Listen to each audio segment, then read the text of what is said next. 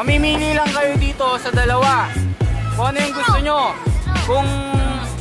kung pitik kalamansi or silid straw sa bote, okay? So guys, mamimili kayo. Kapag silid straw sa bote, meron kayong, pag nagawa nyo, meron kayong 100 pesos.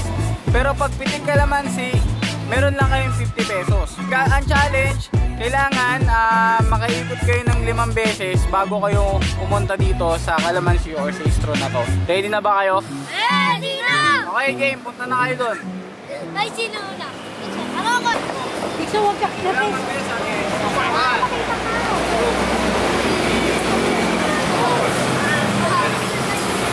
Sakit to. Kala ko umiikot ko. Alam mo!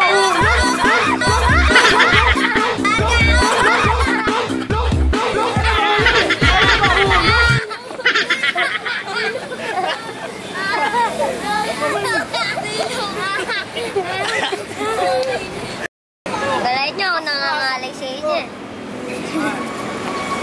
Yan, naiinom mo.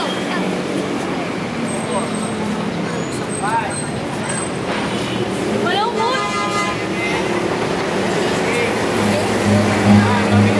Run.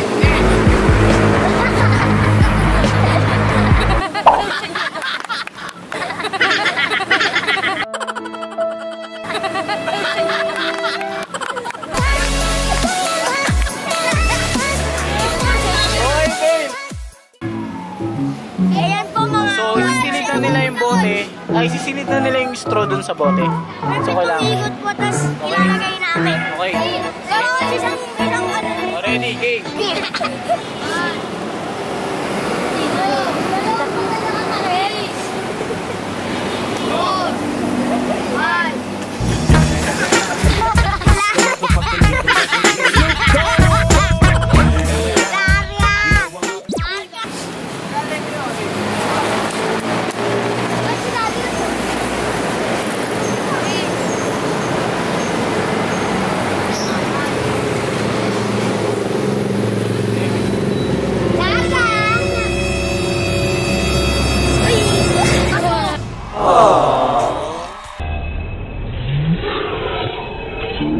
Spartans!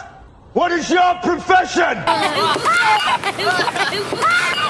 Ito na, ang nanalo sa pitik kalamansi challenge